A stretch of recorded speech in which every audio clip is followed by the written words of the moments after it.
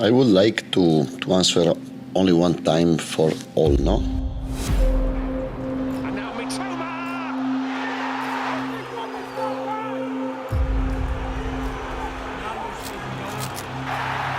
Nothing to say sorry for, nothing to apologise for. And Ciso lining it up, it's Ciso!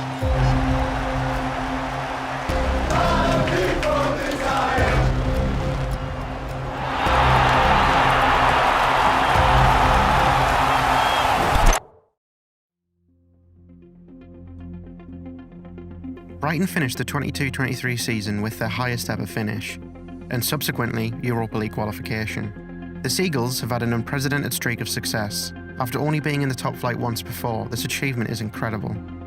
The level of this impressive feat is clear when you look at the net spend of the clubs around them. The historic top six had an average spend of €187 million. By comparison, Brighton had a positive net spend, making €86 million profit. So how did Brighton manage to qualify for European football while pulling in nearly €400 million in transfer profits? Based in East Sussex, the club has been mostly mediocre for a lot of its history. Founded in 1901, the Seagulls have only spent time in the First Division once before, from 1979 to 1983. They were then relegated, but then surprisingly reached an FA Cup final, where they lost to Manchester United. What followed was a yo-yo journey through the English pyramid. It was at its worst in 1997, after financial struggles that included the demolition of their home stadium. They were saved by lifelong Brighton fan Dick Knight. In 2009, the club changed hands once more, to Tony Bloom for £80 million. The gambling prodigy had a huge part to play in the story of Brighton. After purchasing the Falmer Stadium and a 75% share in Albion, he was the new owner of his boyhood club. 2011 was the beginning of the new look Brighton era. They now had a home stadium and were ready to take on the Championship.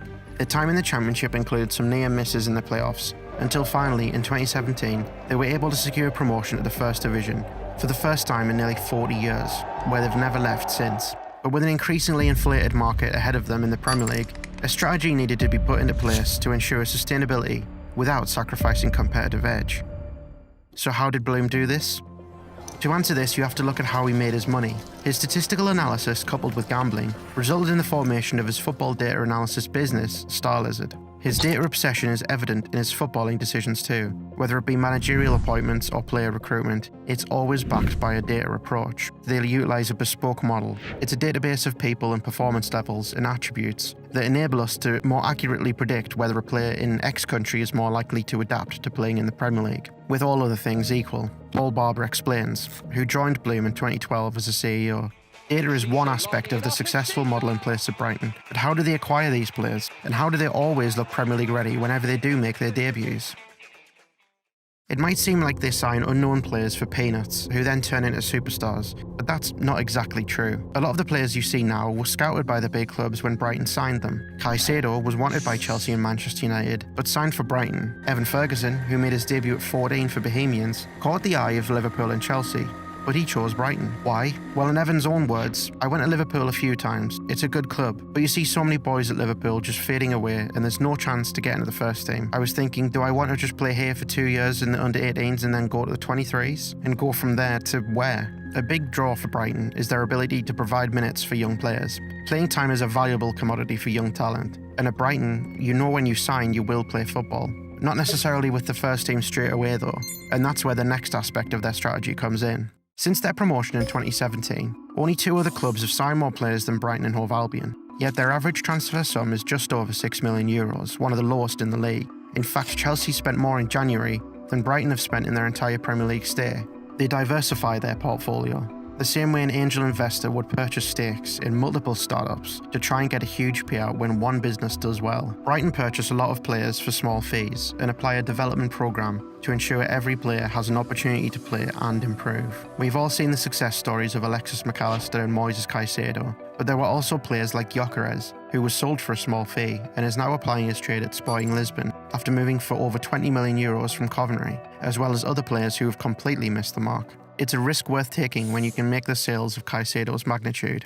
What sets their strategy apart from Chelsea, for instance, who under the insane start to Todd Bowley's reign signed a massively bloated squad, is that Brighton utilised the loan market and multi-club ownership. When they sign a player, they usually have a plan for their development in the form of a loan. It's very rare for a young player to sign for Brighton and play for them in the same season. Mitoma is one example. He was statistically one of the best players in Japan, so Brighton signed him and instantly loaned him out to Belgian side Union SG, a club co-owned by Tony Bloom. After a successful season, he was integrated into the first team. As soon as Trossard expressed his interest in moving to Arsenal, Brighton were not disheartened. They had a replacement and arguably an upgrade waiting in the wings. And just as Mitoma has joined the first team, the cycle continues. He is now of interest from other clubs, but now they have Adingra coming through. The winger played for Union SG last season and impressed with 11 goals and 9 assists in 30 games. The same goes for management.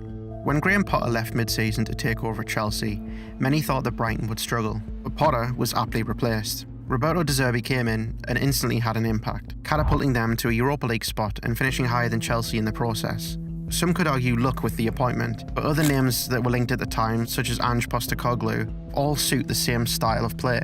So by using data to not just look at playing staff but management as well, they were able to integrate new additions in a lot less time than the average Premier League acquisition. If you look at how Ten Hag at Manchester United, for instance, it's taken him a lot longer to implement his style. Compare that with how long De Zerbi took to get results, and the difference is quite stark. We have to have a plan for that happening and replacing those people very quickly. And we have a list of candidates that we consider to be the best coaches that we can work with, and Roberto was the top of that list. He was the only person that we spoke to, and we're delighted that it was here. So with a squad that is already gelled, Roberto De Zerbi was able to mount an impressive offence on the top of the Premier League table, displacing the existing top six. He is the perfect fit for Brighton, being tactically astute, allowing him to beat the very best teams in the country, which has impressed the very best managers, such as Pep Guardiola. Pay attention what I'm going to say, because I'm pretty convinced I'm right what I'm saying. Is one of the most influential managers in the last 20 years. I became coach for him because yes. The succession plan at Brighton isn't just to replace but improve the regimes of before. Graham Potter brought the club to the next level and played some very good football in the process, but De Zerbi has evolved the club beyond that. I've already forgotten Moise. Many managers would eulogise a key player who's on their way out, but De Zerbi doesn't want anyone who isn't fully committed to the cause, something both himself and Bloom are fully aligned in. From losing their home, being a goal away from losing their Football League status, Brighton are now on the cusp of their most exciting season yet, with trips around Europe and some of the best young players in the world calling Brighton home. The fans that have followed them through it all would have never thought in a million years that their position would be where it is. And they aren't done yet. They have an ambitious and captivating manager in De Zerbi, who will be hungry for his side to pick up silverware and dismantle the traditional top six. The sky is the limit for Brighton and Hove Albion. I think the big club can buy the players, but they can't buy our soul and our spirit. Thank you for watching the very first video on the channel. If you did enjoy it, please be sure to subscribe, and I'll see you in the next one.